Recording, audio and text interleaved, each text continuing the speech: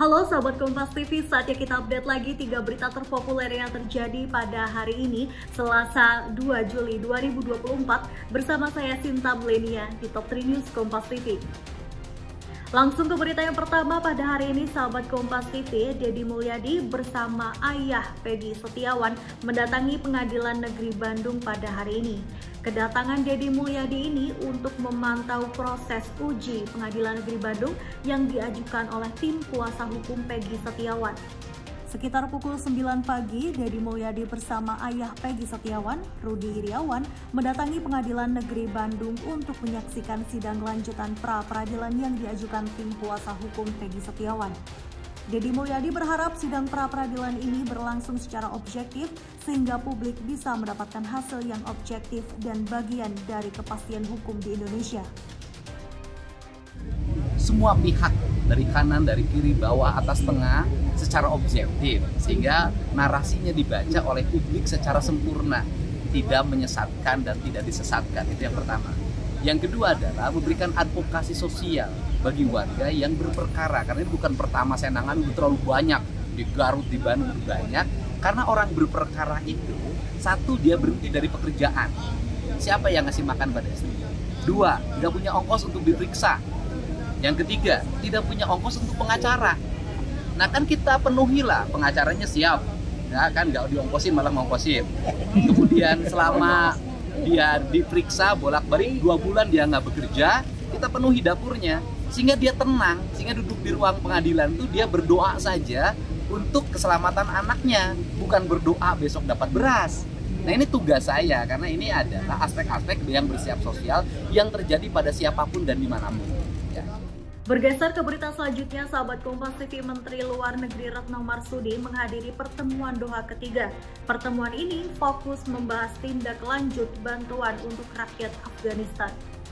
Diikuti perwakilan 25 negara, Indonesia diundang dan hadir pada acara pertemuan Doha ketiga di Qatar.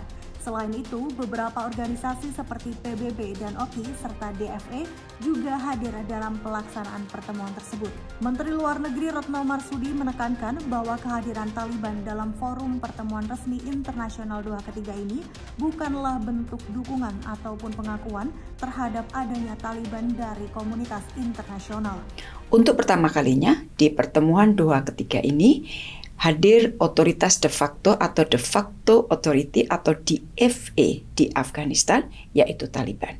Dan perlu saya tekankan bahwa partisipasi DFA pada Doha ketiga ini sama sekali tidak terkait dengan isu pengakuan terhadap DFA dari komunitas internasional, melainkan merupakan sebuah upaya agar dialog inklusif dengan semua stakeholders di Afghanistan, termasuk dengan DFA, dapat dilakukan, termasuk dialog terkait hak-hak perempuan dalam konteks pendidikan dan pekerjaan.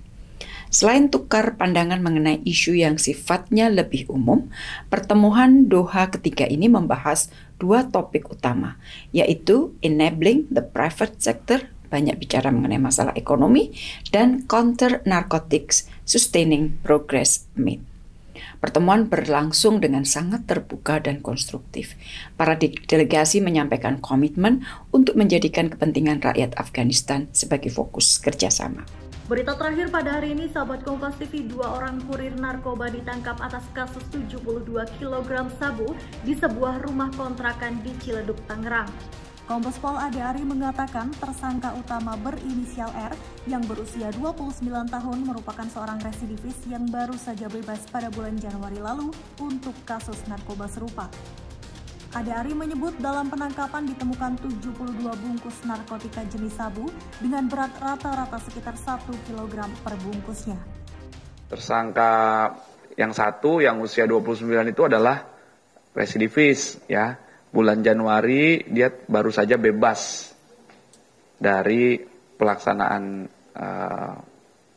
proses hukuman yang sebelumnya dia juga melakukan hal yang sama, tindak pidana narkoba juga. Dan yang kedua itu usianya 19. Sementara 2 orang ini kurir, ya, tapi ini terus didalami.